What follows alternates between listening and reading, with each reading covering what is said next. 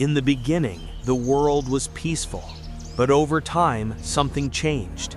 People turned away from kindness.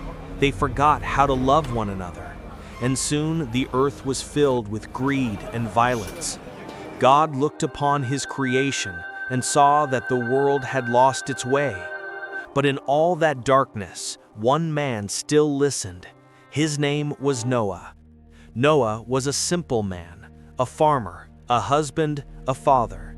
He wasn't perfect, but he walked faithfully with God. And one day, God spoke to him with a message that would change the world. God said, "The earth is filled with violence and corruption.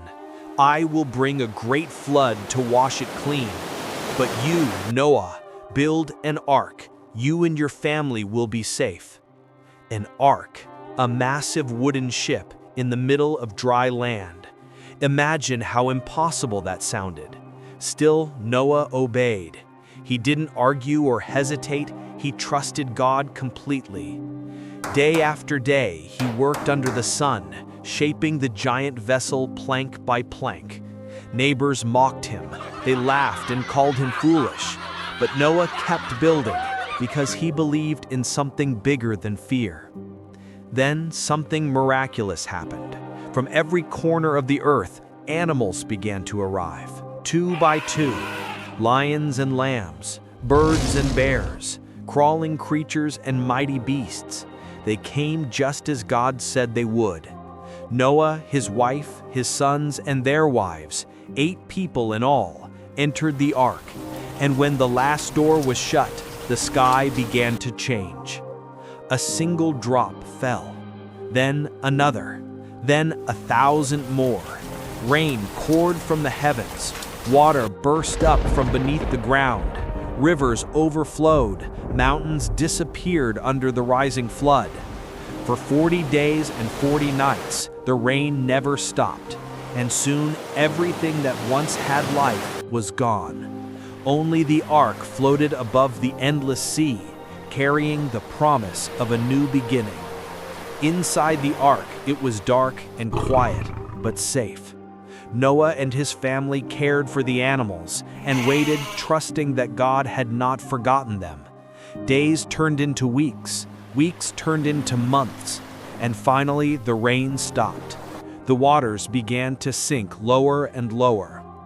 Noah opened a window and released a raven, but it found no place to rest. Then he sent out a dove, and it came back with an olive leaf in its beak. That small green leaf meant everything. It meant the earth was alive again. Soon after, the ark came to rest on the mountains of Ararat. Noah and his family stepped out onto dry ground, feeling sunlight for the first time in months. They built an altar and thanked God for saving them. In that moment, God made a promise. He placed a rainbow in the sky, a symbol of his everlasting covenant. He said, "Never again will I destroy the earth by flood. This rainbow is my promise to all living creatures." From that day on, every rainbow carries that same message, a reminder that even after the storm, hope will return. The story of Noah's Ark and the Great Flood isn't just about rain or a flood. It's about faith when the world laughs at you. It's about obedience when the path makes no sense. And it's about hope, that even when everything seems lost, God never forgets those who trust him. So the next time you see a rainbow, remember Noah's story. Remember that no storm lasts forever. And remember, there's always a promise waiting after the rain.